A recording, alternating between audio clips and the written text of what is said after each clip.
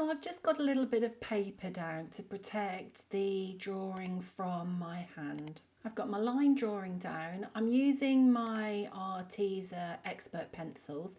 I've got the plum purple and I'm just coming into these areas that I can see that are pink on the reference photograph and just putting a really light coverage, just using little circular or oval strokes to get this even pressure and a nice light layer of pink pencil onto the drawing. And if you'd like to follow along with this butterfly tutorial, you'll find this one and you'll find lots of other tutorials over on my Patreon channel. So I'm just coming in with really light pressure. I'm using this plum purple pencil from the Arteza Expert pencil set.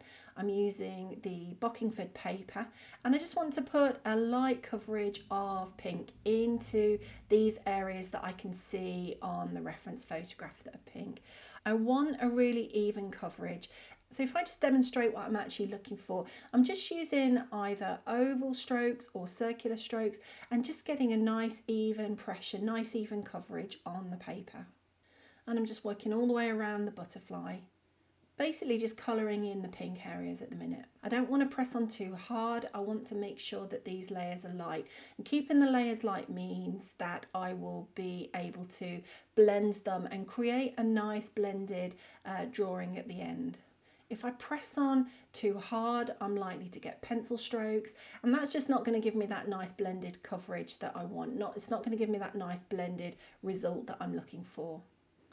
Once I've put the first layer of pencil down, I'm going over the same spaces again with the same colour, still the plum purple. This time I'm using little circular strokes, but I'm just keeping those circular strokes to the edge of the area. So I want to just basically put a darker edge around the sections.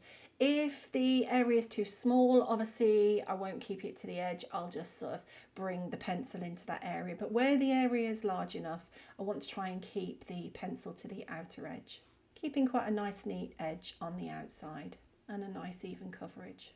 Want to make sure that there is still quite a bit of space on the inside. So where I went over with that first layer of pencil, I still want that to show through in the middle of each section. Where the section's large enough, obviously. Where the section's quite small, that's not so important. Still want to make sure that I don't press on hard. If I press on hard at this stage as I'm putting this darker edge in, it'll sort of be stuck there. It'll be pushed into the tooth of the paper. It'll be stuck there and it means that I won't be able to blend it later on in the drawing. Where there are the larger pink areas, you can see on the reference photograph that there's a little bit of texture. There are some there's some darker pink pencil in almost like straight lines. So where I'm coming to the larger sections, I'm just using the straight lines to put the colour in, and then when I get to the smaller ones, I'm going back to the little circular strokes. Just using the reference photograph as a guide. And you can see already it's building up, just with 2 layers of pencil, it's already building up quite a nice bright colour there on the paper. So once I've put the first 2 layers down, I want to start to blend it now, and I'm going to blend with the peony pink. So I'm coming over that darker edge, coming over it with circular strokes again, and starting to blend it in towards the middle of these pink sections. I still want to leave a gap in the middle. I don't want to bring the pencil all the way into the middle, but I just want to blend it a bit further than it was before. Still keeping that darker edge on the outside and working in towards a lighter edge on the middle. And all we've done so far is just use some little circular strokes, a few straight lines here and there, and we're already starting to get quite a lot of colour down into this butterfly. Just using these straight lines again here, because these are the areas that I can see have got some darker straight lines on the reference photograph. I want to keep the pencil lines, I want to start each pencil line on the outside of that area, and then work towards the middle. Just sort of flick that pencil into the middle. That's going to give me a nice neat line on the outside and a nice sort of wispy end, nice wispy flick on the inside, which is going to help with the blending as well. Don't really want a blunt line around these darker bits on the outside of these sections. Once I've gone over it with the peony pink, now it's time to start the blending a little bit. So I'm coming in with the white from the pencil set, and with circular motions I'm going to come all over those darker edges that I put in, but also into the middle, come into that middle section. And you can see, hopefully you can see that it's starting to blend the areas together and also starting to fill the tooth of that paper in a little bit, so we haven't got so much of that graininess that you can sometimes see with coloured pencil. You may want the graininess, that's fine, but on this particular drawing I don't want to really see that grain. I want that grain filled in. I want a nice smooth surface as I'm working on a butterfly wing. So I'm just going to keep working around and keep blending every little section. I don't want to press on hard. I'm pressing on ever so slightly harder than I was before, but you can see my knuckles aren't white. You can see that I'm not really pressing down on the paper, certainly not damaging the surface of the paper. It's just the fact that we've put light layers on underneath. This white pencil can now push those layers around, especially using the circular motions, pushes those layers around that are underneath, and that's what's doing the blending for me, but I'm certainly not pressing on hard. So once I've done those pink areas, I'm going to start to bring a little bit of blue onto the tip of this wing. I'm using the Aegean blue, and just where I can see that there is a bit of blue on the reference photograph, I'm just plotting that in. It doesn't have to be this sort of blue. You could use any blue. Obviously you can make this butterfly any colour that you want. Any blue that you've got will work. Just using light pressure again. I'm using directional strokes so that I can just start to put the detail on the edge of this wing.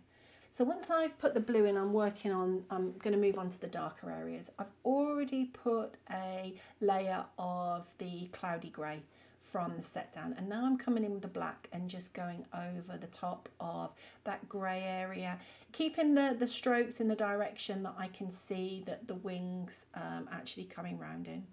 Just leaving little gaps to define those veins that are coming down those wings as well. And just keeping the pencil strokes coming in the direction that the wings coming in, just working on one little section at a time. Still keeping this pencil really, really light. I found with the Arteza pencils, obviously they are a budget pencil, and I found that if I didn't press on so hard with the pencils, I didn't build up that wax bloom anywhere near as quickly as I did if I pressed a little bit harder. I don't press hard with my pencils anyway. If I'm using the polychromos or the luminants, I never press hard. I always use light layers no matter what surface I'm working on. But I found that that was really, really important with these Arteza pencils. Otherwise they did start to build up that wax bloom, which I'm not a great fan of that wax bloom, but keeping every layer light meant it sort of held off that wax bloom for as long as possible. So once I've got the darker section, I'm just coming in with the crimson red around the edges of these pink areas. I want to create quite a hot pink colour on the edges, and this red just worked really nicely with the plum purple and with the peony pink. And then again, once I've gone around the edges with the crimson red, I'm just blending with the white pencil. I'm using a nice sharp black to just put a little bit of detail on the top of this wing. I'm not really, I'm using the reference photograph as a guide, but I'm not really worried about following the detail on these wings to the letter. That's not what this particular tutorial was about. It was more about getting something that looked nice and realistic and blended at the end, rather than having every little bit of detail exactly as it was in the reference photograph. That wasn't quite so important on this particular tutorial. So I'm really just using little dashes to create some of the texture and sort of pretty much making my own pattern up as I go along. Once I've got the wings in, I'm coming in with a garnet red to bring a little bit of this deeper pink red towards the body.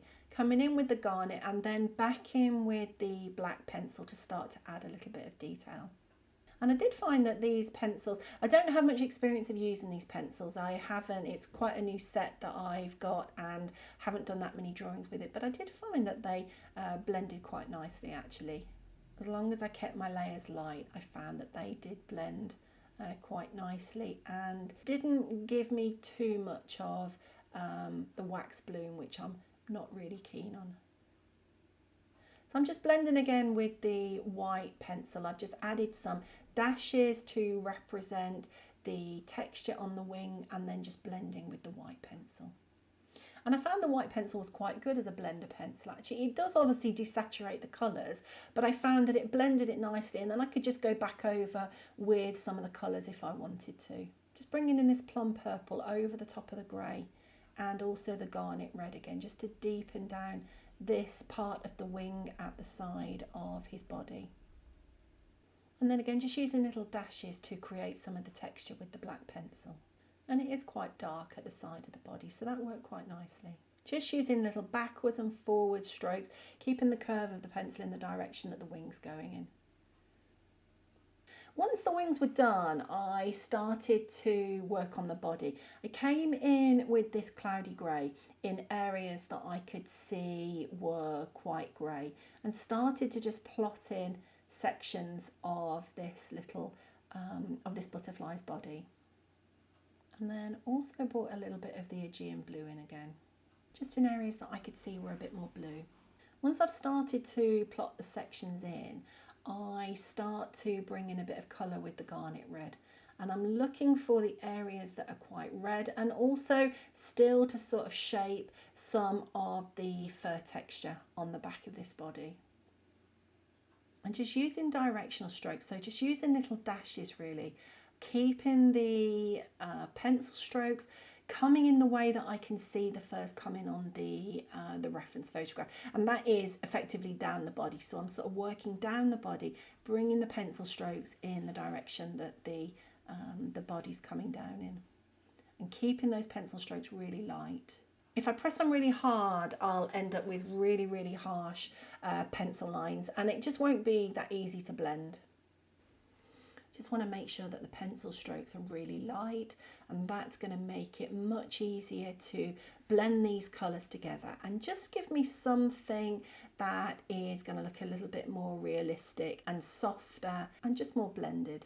I'm keeping my pencil strokes, keeping the length of my pencil strokes relative to the length of the fur that I can see on the body, and that's quite important really, because that's going to, you want your pencil strokes to actually sort of represent the texture of the fur or the texture of whatever you're drawing. I want to make sure that they are relative to the length of the fur and the texture that I can see on the actual reference photograph. Just coming in with the black again and just starting to add areas that are a bit darker, just plotting in those eyes and looking for areas that are darker. And it's this contrast between the lights and the darks here that is going to shape this body, make this body quite domed and quite 3D. I want to make sure that I keep the curves of the pencil strokes as well. Again, coming around the body. I don't just want to bring the pencil strokes straight down from the head to the tail. I want to sort of curve them around the body. And that's going to make it look more 3D and more realistic. And I just want to build the texture up quite slowly. Just looking for all the little dark bits with this black pencil, just looking for all the dark bits that would be darker bits inside the fur of the body, just the bits that would be closer to the skin where it would be much darker. And I'm just looking to bring some of those through the body, and also just looking at this bit of pattern that's on the back. And I'm not worried if this pattern isn't exactly as it would be on the reference photograph. I just want something that is a suggestion of the texture and the pattern. I'm coming in with the garnet red, and I'm just going to blend over the black bits that I've just put in, still bringing the pencil lines in the direction that the body's coming in, starting to blend it together a little bit. So the garnet red that I put on, it was quite bright, and obviously it's not so bright on the reference photograph. So I want to take the cloudy grey and I just want to go back over the red, back over the body, blend it again, but also tone it down, desaturate it at the same time. And the grey and the red worked quite well together, I think, to create that sort of muted colour of the body. Now that I've got quite a bit of colour down on the body, I'm coming back in with the black again. I'm just adding these eyes to the side of the head now. I'm just starting to look for bits that be quite dark and just help shape this body. I've sharpened the pencil because I want to get quite a bit of detail in here now. So I'm working with quite a sharp pencil so that I can start to put some of these little details in. And I don't want to cover the whole of the area with this black now. I just want to look at picking up some of the dark bits and just bringing this black through in the direction that the fur's going on the body, and just pick through a couple of these dark areas and add a little bit of texture. And I'm being quite mindful of the reference photograph. I'm doing a few strokes looking at the reference photograph, doing a few more strokes looking at the reference photograph, just to make sure that I'm always on track with the direction of the fur. I don't want to sort of just not look at the photograph for 5 minutes and then realise that I've gone off in the wrong direction. So always looking at the reference photograph. Just want to darken down the side of this body to really make this body pop forward and to take those wings back a little bit. So I'm just bringing a bit of the black in.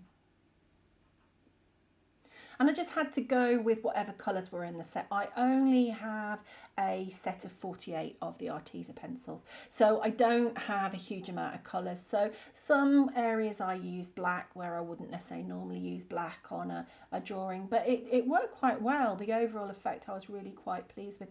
Found that the pencils blended nicely, certainly quite bright. At least the colours that I used out of the set were nice and bright and blended well together as well. Just coming back over with this white pencil again to just blend areas. Just using it more as a blender pencil, not trying to make it white. I'm just trying to blend areas. And I'm also using the white pencil over the black sometimes to turn it more into a dark grey rather than the black. And that also worked quite nicely. I'm just going over the area with the white pencil and just having a final look over it, just blending areas where I can see that there might have been a little bit more grain, taking the graininess out. And that's pretty much it. So if you want to follow along with the full tutorial, you'll find that over on the fundamental tier of my Patreon channel. But that's about it. Really hope that you have enjoyed the video. If you have, don't forget to give it a thumbs up before you go. That's a real big help to the channel. If you've got any questions, leave them in the comments, or if you've got a comment and you want to give any feedback, then put that in the comments too. If you want to draw the butterfly too, I'll leave a link in the description to my website where you can get a free traceable download of the line drawing. And I'll put the link to the reference photograph in the description as well. But yeah, that's about it. I've really enjoyed drawing this little butterfly. Really hope that you've enjoyed watching, and I'll see you next time.